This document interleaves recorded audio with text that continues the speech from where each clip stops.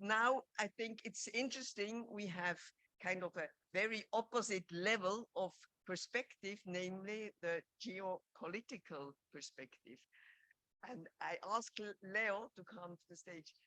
I hope that we find a way to link the information experience from the ground and the geopolitical knowledge. Thank you.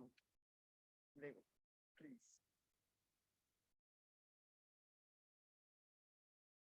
Well, there were 9 different countries present, if I may say so.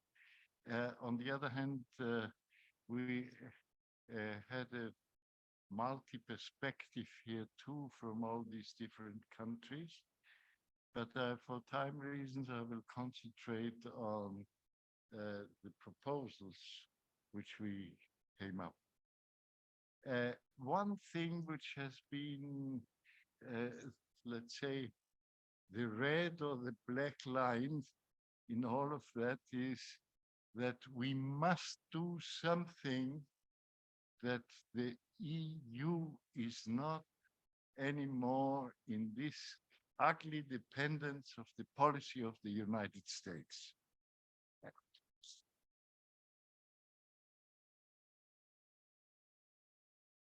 And for that, there are different, let's say, proposals.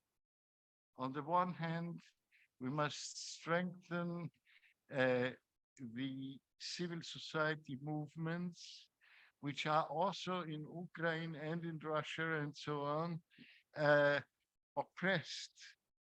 And we should look for an integration between the peace, the indigenous, the social movements, and so on, which leads us automatically on this level of civil society to the need of an alliance between the countries of the global south and the movements of the global south, which in general is far stronger and bigger than in Europe, with the European movements, and to try to press from there against the so-called fortress of Europe.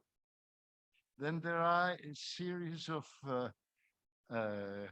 remarks and proposals, like prohibition of nuclear bombs, then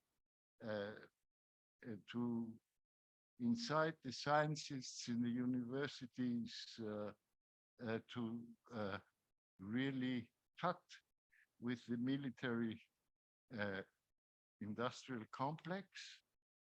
There is also a need in Europe for a democratization process, which should start by more media freedom and an open debate. An interesting point of view was also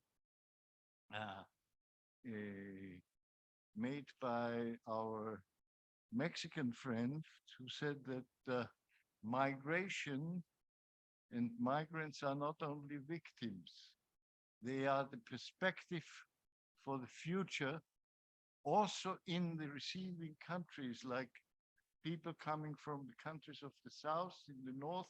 They can transform, help to transform in the sense of the same goals we other.